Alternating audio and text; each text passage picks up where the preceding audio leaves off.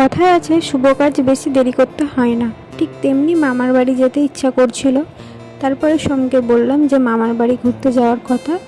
তখন ও বলল গেলেই হলো, ব্যাস ও যখন বলে দিয়েছে তার মানে তো যেতেই হবেই। তারপরে আমি মাকে বললাম যাওয়ার কথা।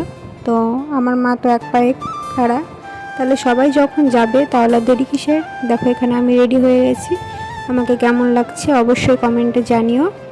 এবার আমরা বেরোবো। এদিকে আমাদের গাড়ি বের করা হয়ে গেছে, তো গাড়িটা দাদাই বের করে দিয়েছিল। তো আমি আর সোম যাচ্ছি, সোমকে ব্যাগ ধরিয়ে দিয়েছি, এইটুকুর জন্য ব্যাগটা ধরতেই চায় না। তো যাই হোক, তারপরে চলে এলাম মাকে নিতে। এখানে বৌদি বড় মা এসেছিল মাকে আগাতে। বোন, টেপু, মা, আমি, সোম যাচ্ছি। তারপরে এদিকে বৌদিদেরকে টাটা করে আমরা বেরিয়ে পড়লাম। কিছুটা যাওয়ার পরে একটা জায়গায় দাঁড়ালাম, সোম নিল চা আর আমাদের জন্য নিয়ে এলো জল। তারপরে আমরা আবারও বেরিয়ে পড়লাম। এই ফার্স্ট টাইম ও এত দূরে গাড়ি চালিয়ে যাচ্ছে। কৃষ্ণনগরে এর আগে গাড়ি চালিয়ে এসেছিল, তখন অবশ্য দুজন ছিল, তাই ওর কোনো সমস্যা হয়নি।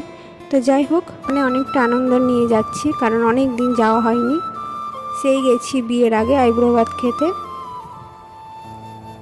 দেখো তোমাদের সাথে কথা বলতে বলতে প্রায় চলে এসেছি। তারপর একটা মিষ্টির দোকান দাঁড়িয়ে কিছু মিষ্টি নিয়ে নিলাম।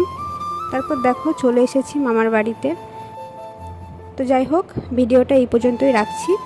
সবাই ভালো থেকো, সুস্থ থেকো, দেখা হবে নেক্সট কোনো মিনি ব্লগে। টাটা।